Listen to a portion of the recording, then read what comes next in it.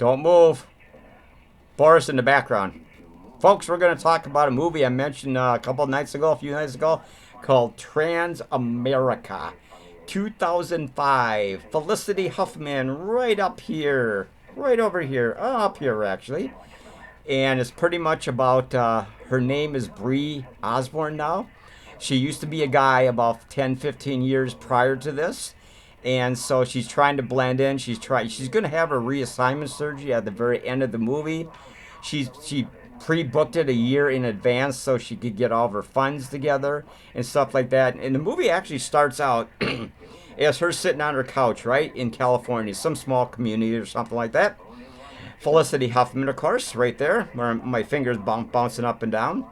And she's a telemarketer, and of course, suddenly she gets a phone call from New York City. And, Felicity Huffman won a Golden Globe award for her performance here, man, as Bree Osborne. Great performance by her, man. I'll tell you more about her performance as we talk about the review here. So she's basically trying to call people that, she's a telemarketer, some kind of a home shopping network thing for $20 a month or something like that, membership or whatever it is. And she suddenly gets a phone call from New York City, right? And what she's doing is she's on the phone going, hello, this is Bree. May I help you? And all of a sudden, you can't hear who's on the other end. It's all pre-planned or whatever. And she suddenly goes, why don't you call your mother? And stuff like that. Which is, well, yeah, I got this phone call. My father's supposed to be at this phone number. And his name was Stanley. And she goes, Stanley doesn't live here anymore. So basically, she basically kind of just hangs up on him. They hang up and stuff like that. And, she goes to her psychologist and tells the psychologist what had happened. And the psychologist is kind of like, well, maybe you should figure this out before you go to your reassignment surgery in a year or like in a week or so. She's scheduled to go in about a week or something like that, somewhere in California, some clinic or something. They have the full operation down below. And she's done everything else. She changed her voice. She's, got everything, the figure going. At the beginning of the movie, she's trying to practice on her voice to make it more feminine sounding, because she's got to pull off the new identity for the rest of her life. So she does actually a really good job here, man. Really good job. She's very convincing as a woman, particularly in the first part of the movie. But then there's other parts of the movie where you can clearly see she's had makeup done, and she still resembles a guy a little bit, but it's real feminine looking, and she's desperately trying to keep makeup on her face, and anxiously waiting for the reassignment surgery at the end of the next week, the following week, whatever, So she basically flies down to New York City and bails out her son. Apparently, about 17 years earlier, she had a fling with some lady in college, and she actually had a son. She didn't even know she had a son. And so he calls there, expecting to find his father. And, of course, I told you that earlier, just a few minutes ago. So she goes down there, bails him out, and then they start to drive back to, California and stuff, cross country and stuff. She buys a car from his drug dealing best friend, Kevin Zegers. His name is Toby, by the way. That's the name of the kid that she bailed out, Toby. You can see his picture right there, the kid right down there. So they're kind of heading back to California, stopping at motels, and she's trying to figure out how to tell him that I know it's kind of hard, that she's actually his father. And of course, he's not going to believe it, because he has no idea that she's transgendered. She's transitioning, so to speak. She doesn't want to spill the whole thing out because she's afraid that pretty much that he would, resent her for the rest of his life and stuff like that. And he does. She basically lies to him the whole way until they get. Oh my God, this is a great movie, man.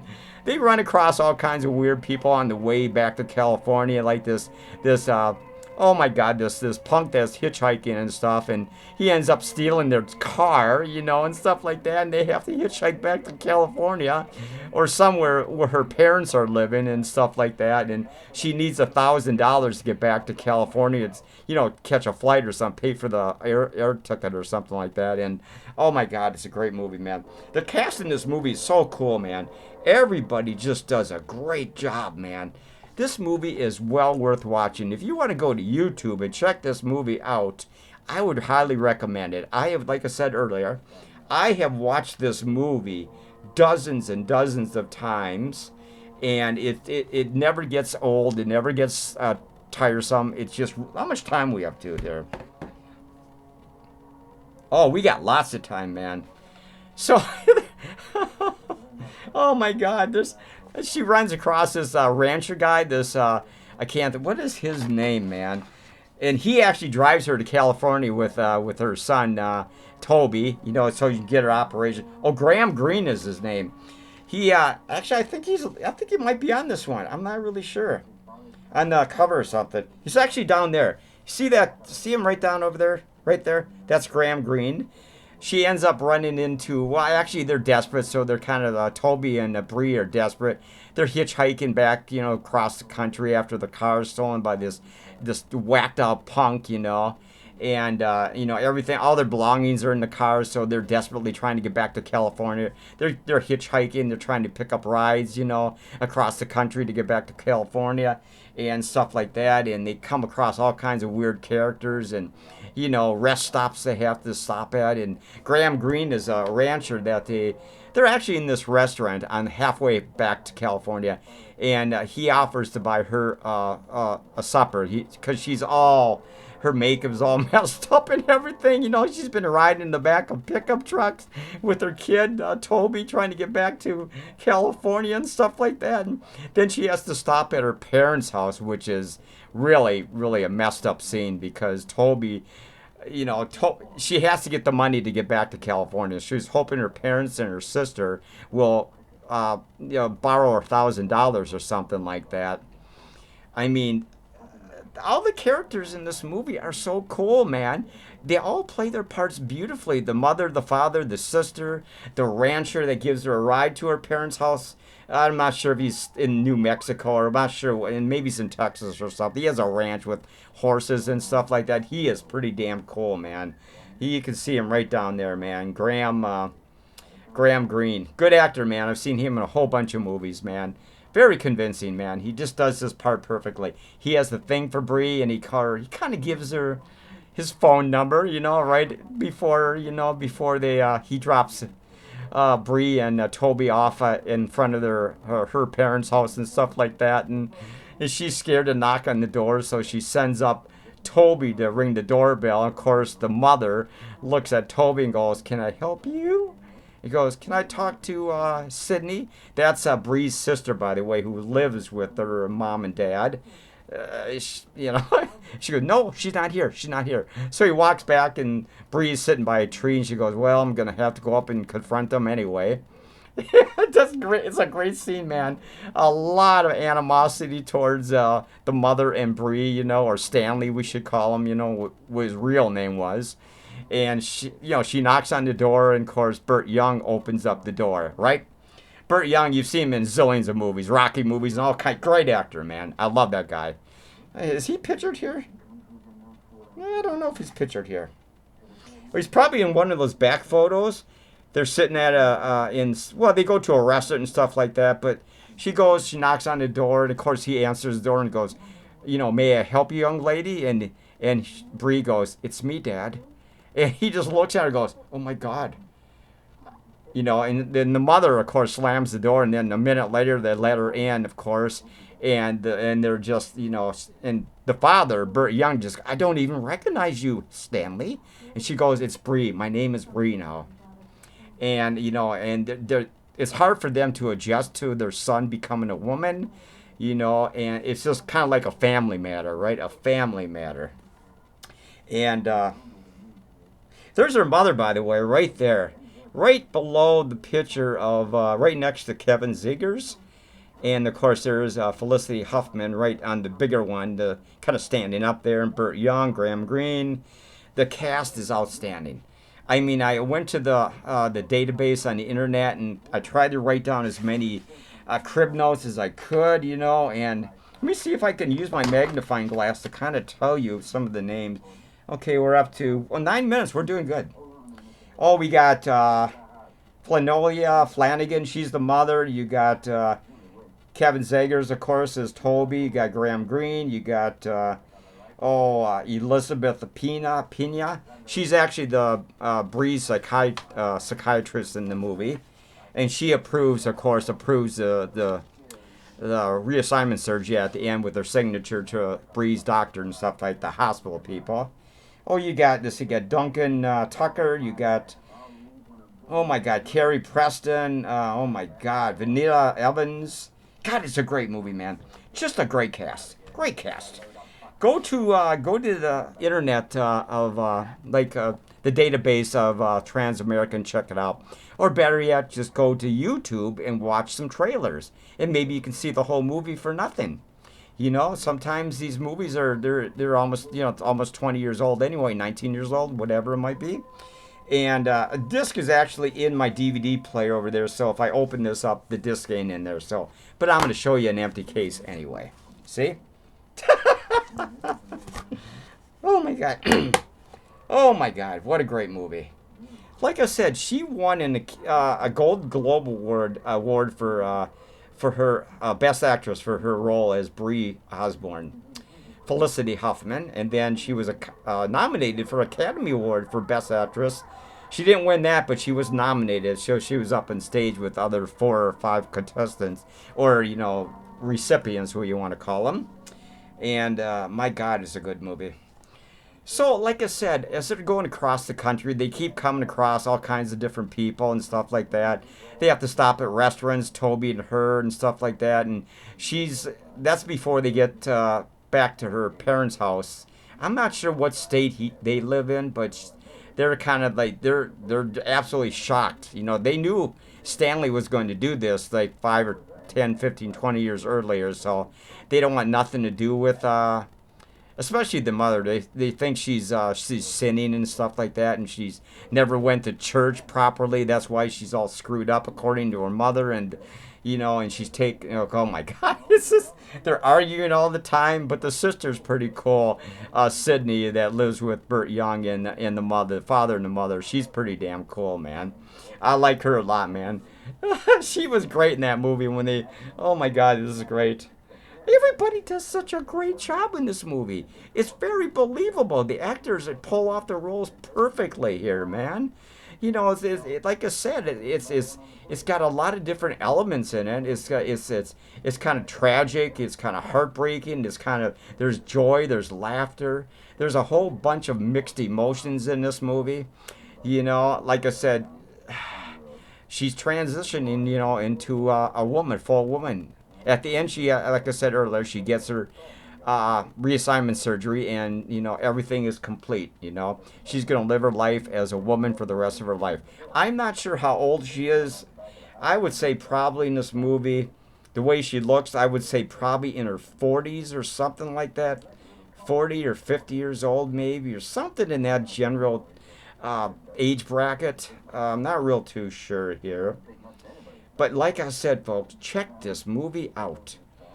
I watch clips from it every night because it's just like the Weinstein Company put out.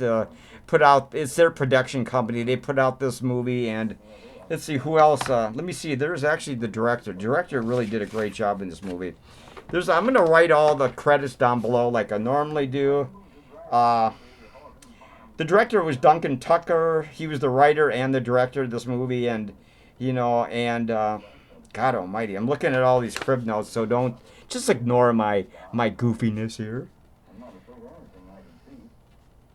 Yeah, look at this. IFC Films. Oh my God. I'll put all the information below when I do all the descriptions and everything with the actors like I normally do. I'm not going to tell you what I'm going to rate this movie, but I think you have a pretty good idea of what kind of a rating I'm going to be giving it. Let's see what kind of time we got here. Oh, we got 14. We could talk for about 5 more minutes. But anyway, Kevin, she finally, when she's at her parents' house, she finally reveals to her kid Toby that she's actually his father. Of course, he doesn't want to accept it. He smacks her and stuff like that. And her mother and her sister try to help her on the floor and stuff like that. And they borrow all the money to get back to California. He's fled already. He doesn't want nothing to do with Bree because he thinks she's just a liar and stuff like that. And she's conned him the whole way across the country. She hasn't told him the truth. So basically, she's at fault here, partially at fault here. She should have told him right up at the beginning when she bailed him out in the New York jail system that she actually was his father transitioning. Maybe it would have been better for the rest of the movie, but of course she was scared to tell him. Of course, she has no idea how he's going to react and stuff like that. And she, there's a scene where they're like camping out. They still got their car and stuff like that, and she has to go take a pee out next to the car or something. He just happens to look in the rear view mirror and he sees that she has a ding dong, and that's where it kind of goes downhill right from there. He doesn't trust her. He figures that she has lied to him the whole time by not revealing that she's transgender and stuff like that, and trying to transition into a full womanhood, and stuff like that with with hormones and all that kind of stuff, and the operation at the end, and gradually he kind of warms up to her when, like I said, he flees the house where her parents live and stuff like that. And of course, she flies back to California and gets her transition, her reassignment surgery at the very end. And of course, there's a very happy ending because she's back in California, working at the restaurant she works at part time and stuff like that, and doing her telemarketing. And suddenly she gets a knock on the door. This is probably 2-3 months after her surgery. And of course, it's Toby. He decided to come back and asked, "Well, did you do it? Did you get the reassignment surgery?" And of course, she goes, "Of course I did." And she invites him in, and they start talking, and they start bonding again. I think he's slowly accepting her as still his father, but now she's Bree Osborne, her changed name, and stuff like that. It has a happy ending, but it's kind of like it's got a lot of turmoil from the very beginning when she's sitting on her couch and stuff when she first gets her phone call from New York City, the jail system, well, he was in jail. Oh my God, it's a great movie, man. Great movie. I just cannot rave about this movie enough because it is so well done. Like I said, I normally would show clips and stuff off to this. Well, my DVD player, my TV. Everything is fine over there. I just don't want to have any conflict with YouTube going, copyright, But I can relate to this movie since I'm kind of transitioning myself right now. So I kind of understand exactly where she's coming from, because I'm kind of going through that same scenario, as you probably already know from my rowing videos and stuff like that. So I'm not sure if I'm going to get the reassignment surgery at the end, but right now I'm, you watch my rowing videos, recent rowing videos, you know exactly what I'm talking about. But anyway, I think we're getting close to 20 minutes here. Let me double check. Excellent. 18 minutes. So, like I said, it has a lot of outstanding performances by all the actors, even the extras, the people working at the restaurants, people on the road, people when we were driving down the highway, those exhibitions where people are selling the artifacts on the side of the highway and stuff. She's desperately trying to get back to California along with him and everything. So, he gets into the...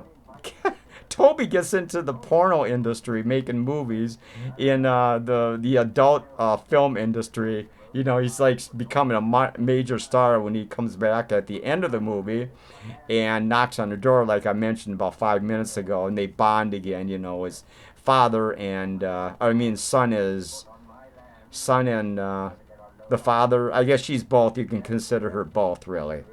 You know, he's still his father, though. Of course, that's that you can't take that away from the whole situation. So, but of course, she's a woman now.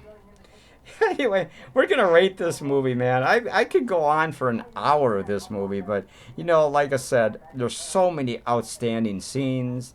I mean, the dialogue is excellent, the acting is excellent. It's a great story. It has a lot of heart, compassion. It has a lot of tragedy. It has I mean, anything could really describe this movie. I mean, everybody just does a wonderful, wonderful job here, man.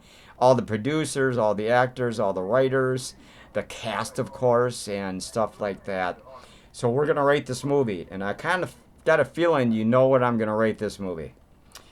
We are going to give this movie a full 10 Spiderwebs because it is such a well done movie. And like I said, don't judge this movie because she's, transgender. It's just really well done. It's not a documentary. It's an actual movie. So it's not like, it's not a documentary. So don't think about that. It's an actual movie, So it's actually pretty damn cool, man. Really good movie. Check out some trailers on YouTube. You probably can watch the whole movie on YouTube. It's funny as hell at times, too, man. And heartbreaking, of course, but everything works out wonderfully at the end, and you couldn't be more happy for all the people involved in this movie, the actors, and her and her son Toby and stuff like that, and the mother and the father and the sister back in, I don't know if maybe they were living in Arizona when she first knocked on their door on her way back to California and stuff like that. So like I said, we are going to give this movie, next time we'll show you some clips from a really goofy, stupid movie. This movie gets, like I said, it gets a perfect rating of 10 Spiderwebs out of 10 Spiderwebs. Perfect movie. Great movie, man. That's how I view it. That's how Spidey views this movie. That's how I roll. So until next time, folks. I'm glad I could do a review on this movie because I've been thinking about this movie for quite some time. And I kind of, like I said, I watch it religiously. Just because it's a great movie. Now, it's not a documentary. I told you, it's a regular type movie. So until next time, you guys check this movie out, man. And I, hit the thumbs up and stuff like that. Until next time, folks, we'll see you with, I don't know when I'm coming back. Maybe in a few days or a week. I don't know.